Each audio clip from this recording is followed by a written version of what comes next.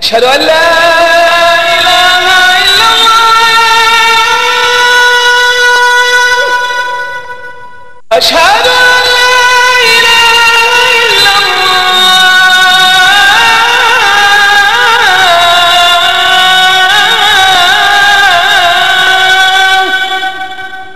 أشهد أن محمدا رسول الله أشهد أن محمدا رسول الله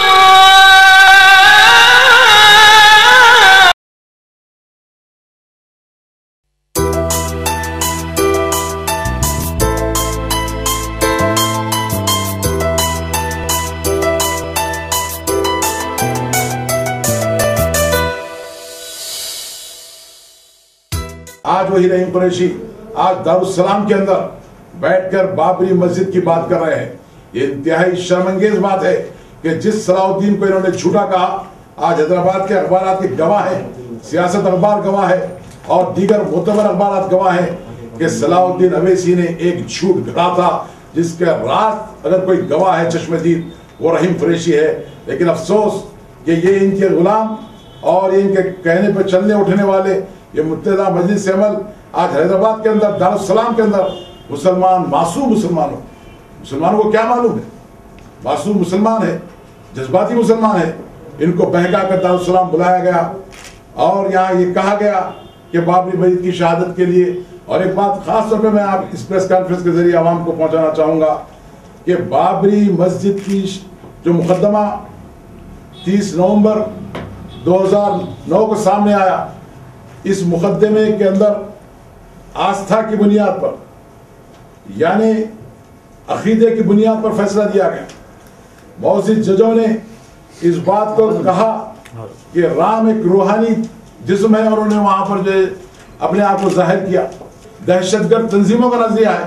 آج افسوس کا مقام ہے کہ ہندوستان کی عدلیہ نے اسی نظریے کی پیروی کرتے ہوئے یہ کہا کہ رام وہاں پر روحانی طور پر جو ہے نمودار ہوئے ہیں. یہ بڑے افسوس کا مقام ہے. آج سمجھ میں نہیں آتا کہ ہندوستان کی عوام کو یہاں کی قیادت کس طرف لے جانا چاہتی ہے. ہندوستان کی عوام سمجھتی ہے، جانتی ہے، بوجھتی ہے. ایک سیاسی ہنگامہ یہاں حیدرآباد کے اندر چار مینار کی عمارت کے جو تقدس ہے، چار مینار کی ایک مسجد ہے، مسجد بنائی گئی، چار مینار کے اندر مسجد ہے، پوری گھیری ہوئی مسجد ہے، چاروں میناروں پر گھیری ہوئی مسجد ہے. اور 1970 سے پہلے وہاں کسی مندر کا کوئی وجود نہیں تھا. میں نے اپنی آنکھوں سے دیکھا ہے کہ وہاں ایک صرف ٹرافک کا ایک پتھر تھا تاکہ کوئی گاڑی وغیرہ کا ٹکر چار مینار کی عمارت کو نہ ہو. لیکن وہاں پوجا پاٹ ہوئی، یہی صلاح الدین اویسی موجود تھے. ان معاملہ ہوتا، آثار قدیمہ میں پہنچتے، مقدمہ دائر کرتے، لیکن پوری زندگی گزاری انہوں نے. اور ایک موقع پر جبکہ عوام مشتعل تھے، انہوں نے وہاں پر ٹھہر کر ایک قسم کا ہنگامہ کیا. آج ان کی اولاد، یہ دو فرزندان مسلمانوں کو، معصوم مسلمانوں کو بیوقوف بنا رہے ہیں اور ان کا استحصال کر رہے ہیں. متحدہ مجلس عمل ان کے پیروکار کی طرح ایک پریس کانفرنس میں کہتی ہے کہ وہاں پر جھنڈا مبارک ہے، سر آنکھوں پر ہے جھنڈا مبارک، لیکن غلط بیانی جھنڈا مبارک نہیں سکھاتا. وہاں یہی کہا گیا کہ جمعہ کے بعد ہم سلام پڑھیں گے. یہی رحیم قریشی نے کہا، اسد الدین نے کہا. انسان کو سمجھنا چاہیے یہ کانگریس اور مجلس اتحاد المسلمین کے اندر ایک WWD کی ایک کشتی ہے، ایف کی کشتی ہے یہ، اور یہ نورا کشتی ہے. یہ اسمبلی کے اندر ٹھہر کے نوک جھوک کا سلسلہ ہے. آپ کو معلوم ہونا چاہیے یہ فرزندان صلاح الدین اویسی اور صلاح الدین اویسی کانگریس کے رزق سے، کانگریس کی جوتیوں میں پٹنے والی داد سے اپنی سیاست چلاتے رہے. اویسی ایک کانگریس کے ایجنٹ تھے، انہوں نے مجلس کے مقابلے میں مقابلہ کیا. دارالسلام میں جب یہ چڑھے تھے تو بہادر اعظم نے کہا تھا کہ ان کو اتار دیا جائے اور سیڑھیوں کو دھو دیا جائے. یہ حقائق سے کیا عوام انکار کر سکتی ہے؟ لیکن آج کانگریس کے بلبوتے میں پلنے کے بعد یہ کہا جاتا ہے کہ کانگریس سے ہٹتے ہیں. یہ اندر سے ملے ہوئے ہیں. میں اس پریس کانفرنس کے ذریعے اس چہرے کو بے نقاب کرنا چاہتا ہوں تاکہ عوام سمجھ سکے کہ جس طرح صلاح الدین اویسی نے اپنی زندگی میں بابری مسجد کو ڈھانے میں شریک ہو کر ہندوستان کو رام مندر کا تحفہ دیا، اسی طرح اسد الدین اویسی حیدرآباد میں چار مینار کے پاس ایک بھاگیہ مندر کا تحفہ مسلمانوں کو دے رہے ہیں۔ یہ انتہائی سازش، یہ انتہائی بے غیرتی اور انتہائی افسوسناک اندوناک واقعات ہیں۔ آج سارا معاشرہ مسلمانوں کا لرزہ اندام ہے، حیرت زدہ ہے کہ کیا ہو رہا ہے۔ لوگ گھروں میں بیٹھ کے سوچ رہے ہیں کہ کیا ہو رہا ہے، کس طرح کی لوگو بیانی ہے، کس طرح کی درو کوئی ہے، نہ کوئی فکر ہے، نہ کوئی حوصلہ ہے، نہ حکومت سے کوئی مقابلہ ہے، صرف جھوٹ کی بنیاد پر سیاست، دولت کی بنیاد پر سیاست کی جا رہی ہے۔ ہندوستان کا مسلمان، حیدرآباد کا مسلمان آج اچھی طرح اس بات کو سمجھتا ہے۔ آج اکبر الدین اور اسد الدین کے چہرے، منافقانہ چہرے بے نقاب ہو چکے ہیں۔ کل دنیا دیکھے گی کہ ہزیمت اٹھائیں گے اور مسلمانوں کو چھوڑ کر تو بھاگنا پڑے گا۔ آج بابری مسجد کی شہادت کے موقع پر میں پہلے ہی کہہ چکا ہوں کہ حیدرآباد کا تعلق بابری مسجد کی شہادت سے بہت گہرا ہے۔ اگر ہندوستان میں ساری دنیا کے مسلمانوں کو صدمہ ہے، ہندوستان میں صدمہ ہے، لیکن حیدرآباد کے مسلمانوں کا صدمہ دوہرا ہے۔ ایک صدمہ یہ کہ قیادت نے دغا بازی کی، دوسرا صدمہ یہ کہ بابری مسجد شہید ہوئی۔ حیدرآباد کا مسلمان نہ صلاح الدین اویسی کو بخشا، نہ اسد الدین اکبر الدین کو بخشے گا۔ آنے والے انتخابات بتا دیں گے۔ آج ایک ماحول، ایک خاموشی ہے، آنے والے طوفان کی طرف اس کا پیش خیمہ ہے۔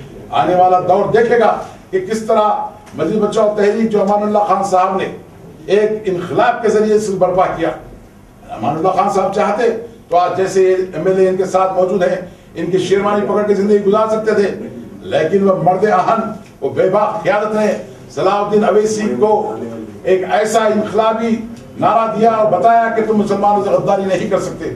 امان اللہ خان نے بابری مسجد کی شہادت کے بعد اپنے اقتدار کو ٹھوکر مار دی اور گلی گلی جا کر مسلمانوں کے درمیان میں بات کو رکھا۔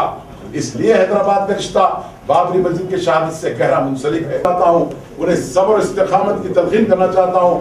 گھبرانے اور پریشان ہونے کی کوئی ضرورت نہیں ہے۔ آج قیادت بن چکی ہے دولت کے ذریعے سے، اقتدار کے لیے، لیکن آج امان اللہ خان صاحب کا لگایا ہوا نعرہ وہ ایک آتش فشاں بن چکا ہے۔ آج وہ لاوے کی طرح حیدرآباد کی گلی کوچوں میں جائے گا اور مجلس اتحاد المسلمین جو مسلمانوں کی متاع عزیز ہے، جس کو مجلس بچاؤ تحریک کامیاب بنا کے رہے گی، آنے والے انتخابات میں مجلس بچاؤ تحریک ہر اعتبار سے کامیاب ہوگی۔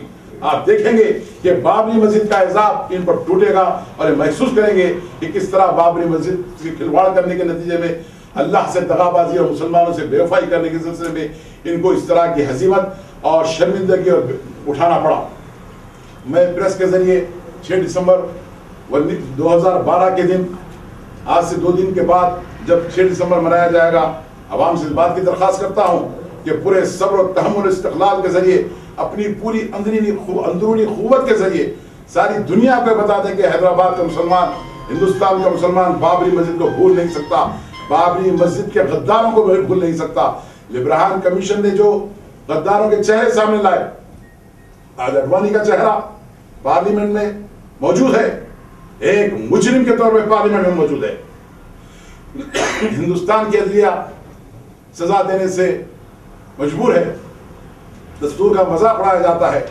آج مرلی منوہر جوشی جو مجرم ہے بابری مسجد کا، آج حکومت کے ایوانوں میں اس کی چلت پھرت ہے۔ ان باتوں کو سامنے رکھتے ہوئے ہم کو اندازہ ہوتا ہے کہ ایک بڑے طوفان کا پیش خیمہ سامنے ہے۔ میں اپنی بات کو ختم کرتے ہوئے اس بات کا اعلان کرتا ہوں کہ مسجد بچاؤ تحریک اپنی پوری روایتی بابری مسجد کے غم میں ایک احتجاجی بازیابی جلسہ اعظم فنکشن ہال میں 4 دسمبر کو بادشاہ منعقد کرنے والی ہے۔ اس جلسے میں تحریک کے قائدین مخاطب ہوں گے اور اس جلسے کے ذریعے اس موجودہ سیاسی جو کھیل رچایا جا رہا ہے، جو سازش کی جا رہی ہے، اس کا پردہ فاش کیا جائے گا۔ میں آپ کے ذریعے عوام سے خواہش کروں گا کہ وہ اس جلسے میں حاضر